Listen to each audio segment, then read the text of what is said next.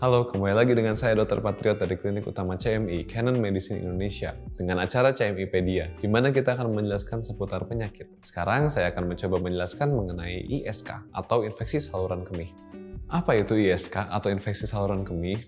Infeksi saluran kemih itu terjadi jika ada invasi dari bakteri-bakteri yang berada di saluran kemih tentunya dan menimbulkan gejala peradangan. Dan lokasi-lokasi tersebut bisa bermacam-macam dan berbeda tempatnya. Yang harus kita ketahui, infeksi saluran kemih itu menyerang bagian saluran kemih, di mana saluran kemih ini terdiri dari ginjal, ureter atau saluran dari ginjal menuju kandung kemih, lalu kandung kemih atau kita bisa sebut dengan vesika urinaria atau buli, lalu dari kandung kemih tersebut ada saluran ke uretra, di mana tempat keluarnya urin atau pipis. Lokasi-lokasi tersebut bisa menjadi tempat berkembang biaknya bakteri. Contoh dari bagian ginjal itu bisa kita sebut pyelonefritis, bisa kita sebut glomerulonefritis dan lain sebagainya.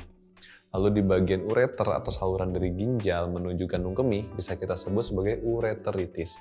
Lalu dari bagian ureter tersebut ke kandung kemih bisa kita sebut dengan sistitis, yaitu adanya infeksi pada bagian kandung kemih.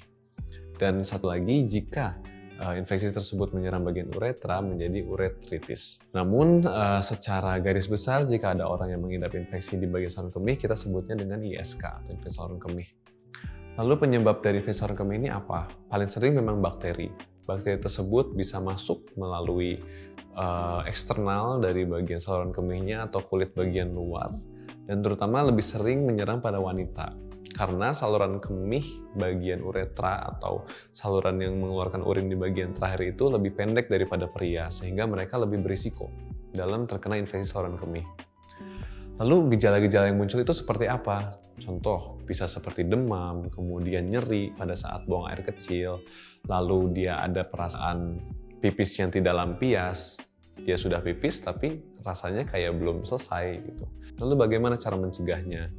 Yang pasti Anda harus menjaga higienitas dari alat kelamin Anda, kebersihannya harus sering dicuci, kemudian sering mengganti celana dalam, tidak menggunakan bawahan atau celana yang ketat untuk menghindari adanya kelembaban di bagian kelamin dan bisa meminimalisir terjadinya infeksi saluran kemih. Semoga informasi dari saya bermanfaat. Dari saya sekian dulu. Jangan lupa like, komen, dan share ke teman-teman Anda supaya informasi ini bisa disebarkan dan semoga bermanfaat untuk Anda dan semuanya. Saya Dr. Patriot. Sampai jumpa di episode berikutnya. Dadah!